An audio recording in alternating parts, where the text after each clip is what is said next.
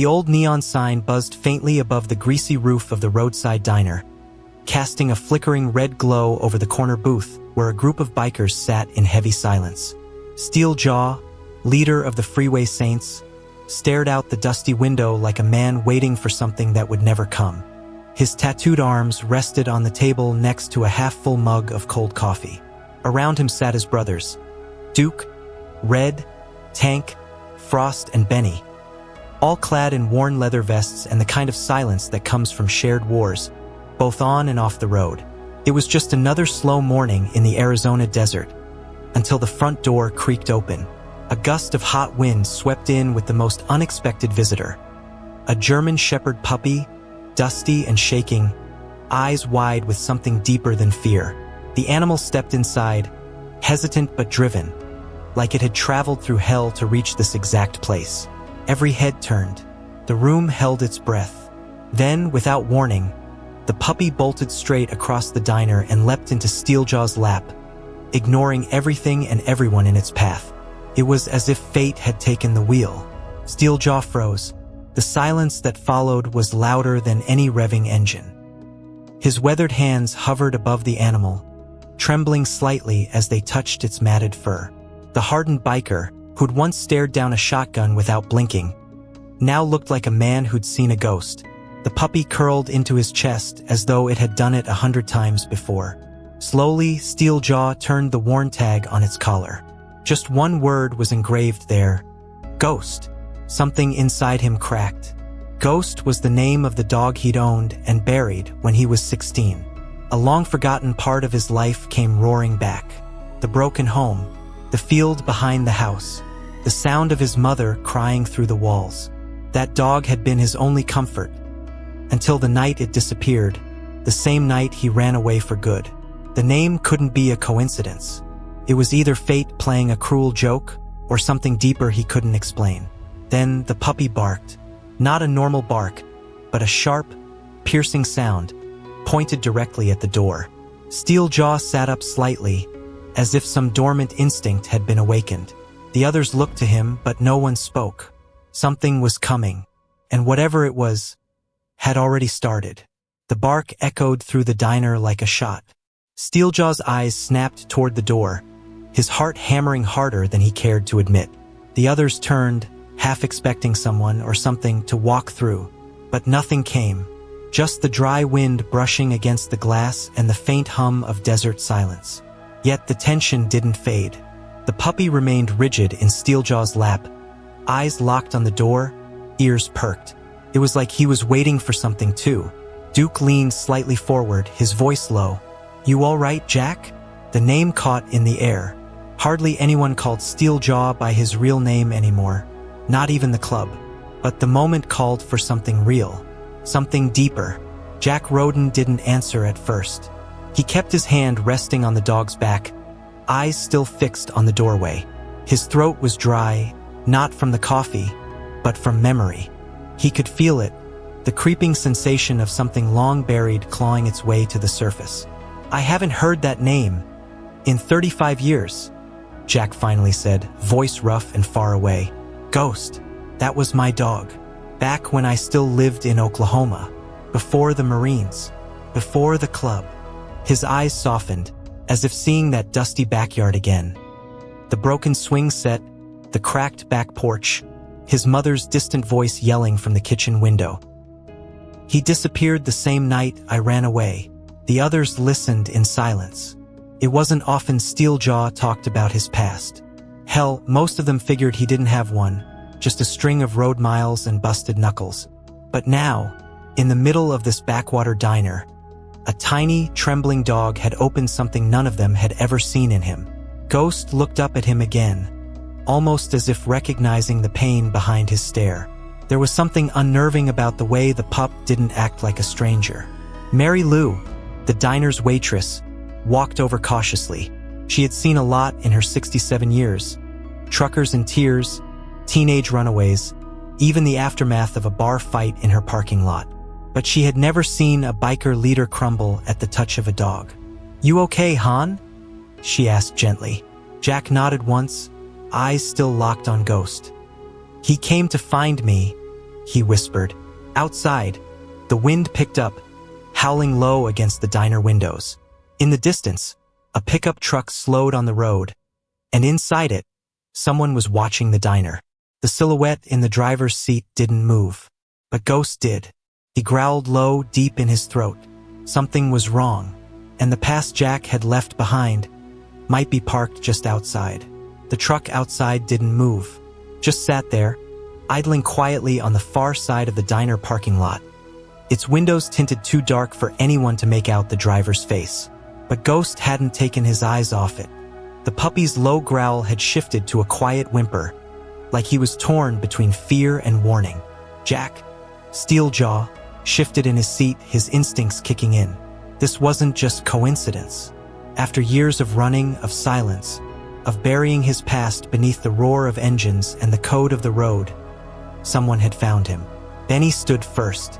Younger than the others, he was quick to act and quicker to worry. "You want me to go check it out?" he asked. Jack shook his head, but his fingers reached into his jacket pocket, gripping the familiar weight of cold metal. A small, concealed pistol he hadn't needed in years. Duke noticed and gave him a subtle nod. They didn't need words. Something was off, and everyone at the table could feel it. Mary Lou peered through the blinds, then frowned.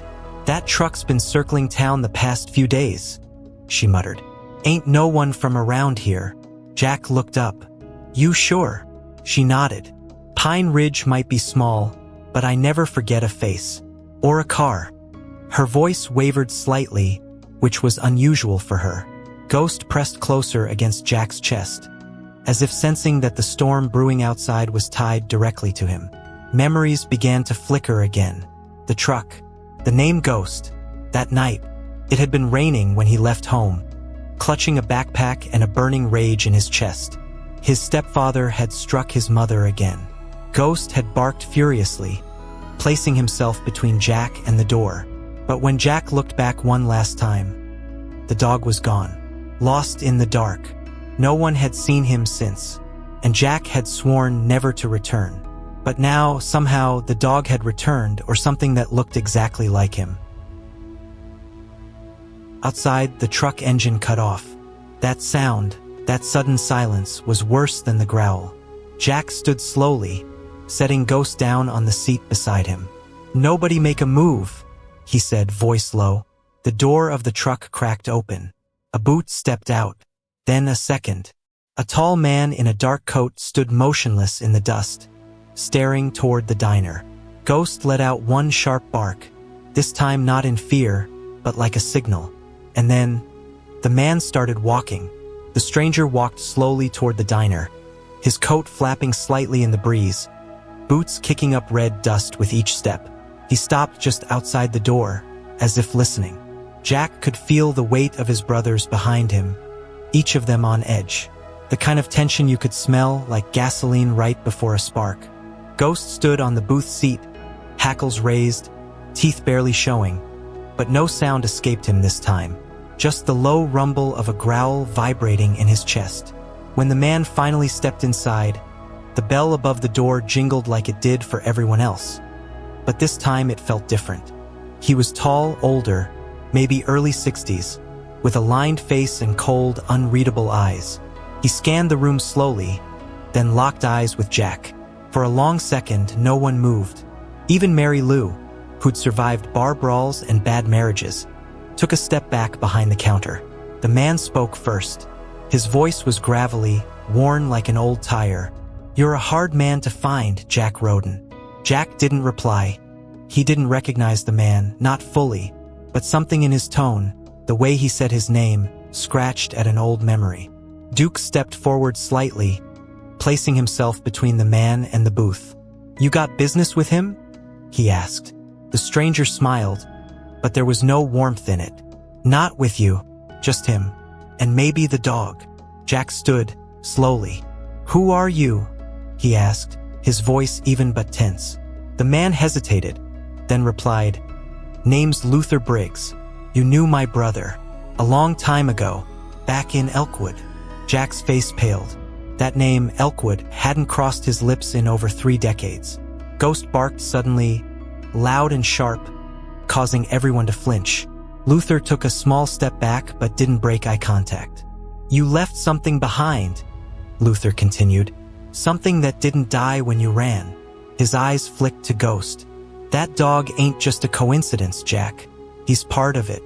You just don't see it yet." Jack felt the ground shift beneath him. It wasn't just guilt or confusion anymore. It was something deeper. Fear.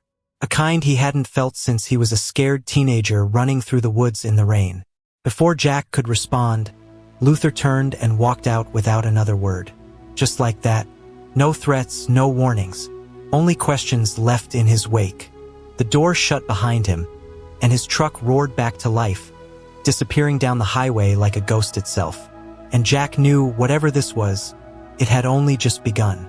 The diner was silent long after Luther Briggs disappeared into the horizon. Jack sat back down, his hands resting on the table, clenched but motionless. The others waited for an explanation, but none came. Ghost had returned to his lap, but his ears remained up, alert, as if he expected the man to walk back through the door at any moment. Jack wasn't thinking about the man, though. He was thinking about the town Luther had mentioned, Elkwood, a place he had spent half his life trying to forget.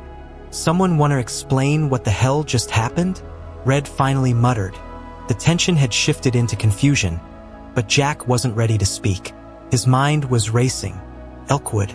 It was where everything started and where it all ended. The night he ran. The night Ghost vanished. The night someone died. He had convinced himself for years it wasn't his fault. But Luther's words cracked that foundation. "You left something behind." Duke broke the silence. "I know that look," he said, arms crossed. "Saw it in Kandahar. That's the face of a man remembering something he swore he wouldn't." Jack glanced at him, then back down at Ghost. "There was a boy, Billy Briggs, Luther's brother. We were 17. I didn't kill him, but I didn't stop it either. That dog," he nodded toward Ghost, "was with me that night. He ran off into the woods during the fight. I never saw him again." Mary Lou's voice, low and firm, cut through the heavy air. "You think that's the same dog?" Jack shook his head.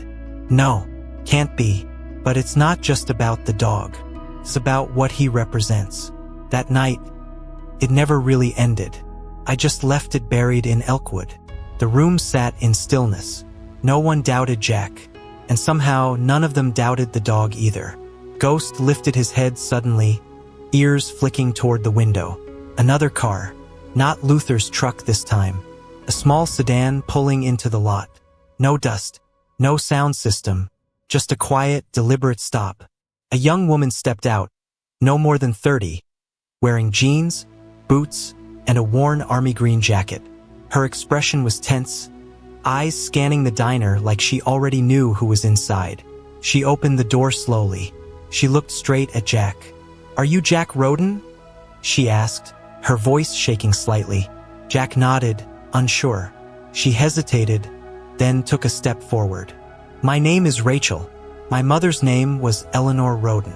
I think I might be your daughter." The words hung in the air like smoke. "I think I might be your daughter."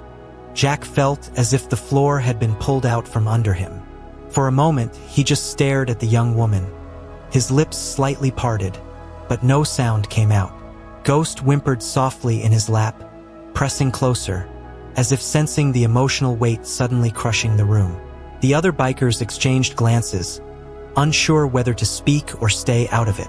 No one had ever seen Jack like this, vulnerable, cornered not by a threat, but by a truth he didn't see coming.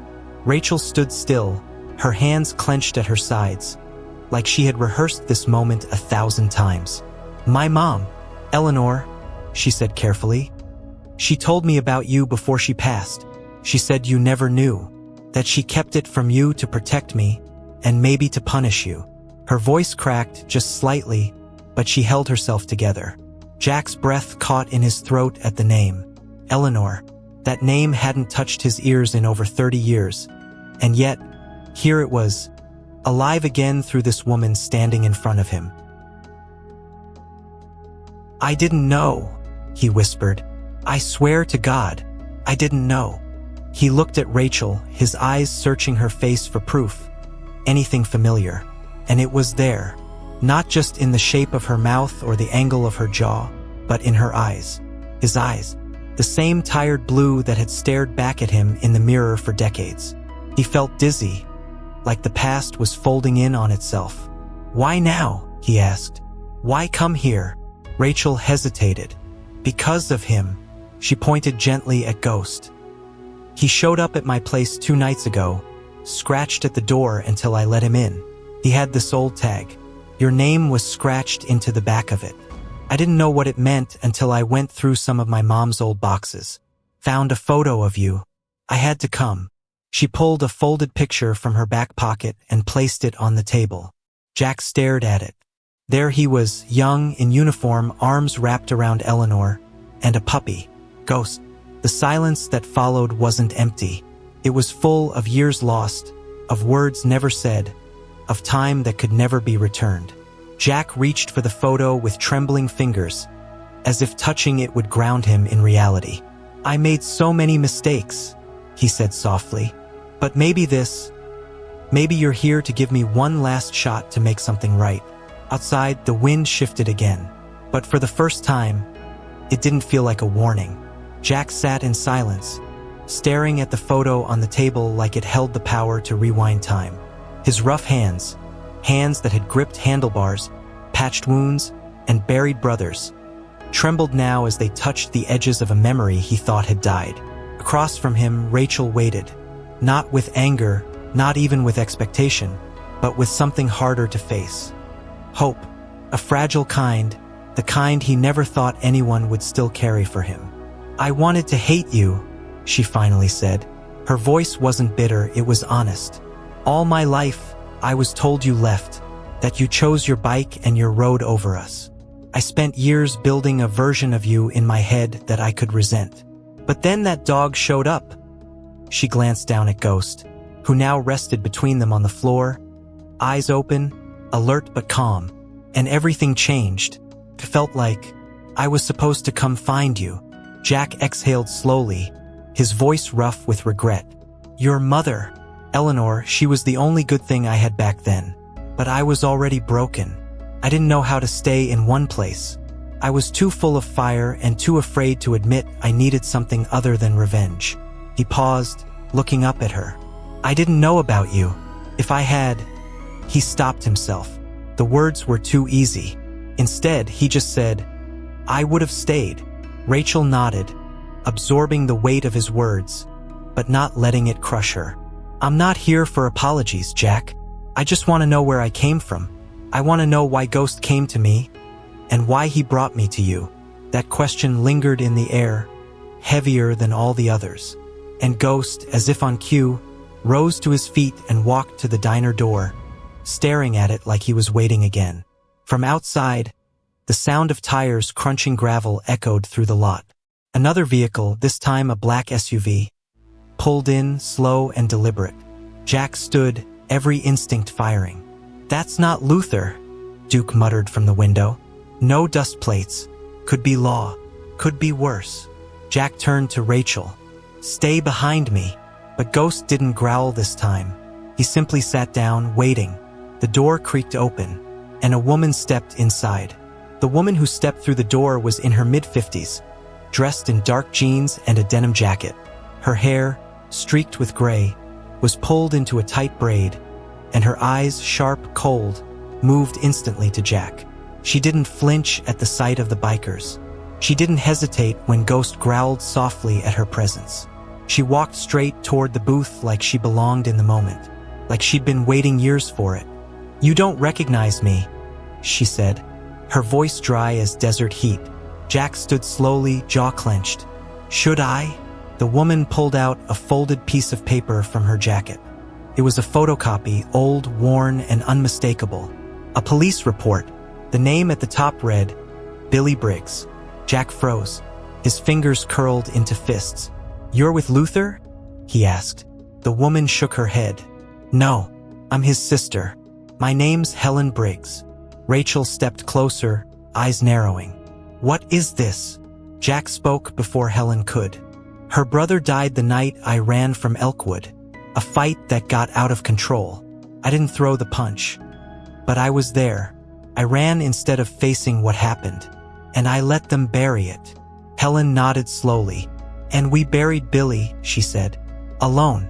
No justice. No answers. And then one day we heard stories about a biker with a dog. A dog just like the one you had." Helen turned her gaze toward Ghost, who stared back at her with an unervingly calm expression. "They said the dog kept showing up in places you'd been. Years apart. Different towns. Same eyes." Jack's voice dropped to a whisper. "That's not possible." Helen's eyes didn't waver. "Isn't it?" she said. "Some things don't rest until they're finished." That line sent a chill through the room, and for a moment, no one spoke. Rachel looked at Jack. "You never told anyone?" He shook his head. "I was 17. No record. No family left to speak for me. I thought I'd outrun it. But maybe I didn't outrun anything." Ghost stood again, tail still, ears high, as if the moment had reached its center. Helen stepped forward, placing the report on the table. "I don't want revenge," she said, "but you need to come back. To Elkwood. Luther's waiting. And the past? It's not finished with you yet." Jack looked down at the paper, and for the first time in years, he knew it was time to return. The road to Elkwood hadn't changed much in 35 years. Cracked pavement cut through miles of dry brush and faded memories, winding toward a town that lived like a scar on Jack's soul.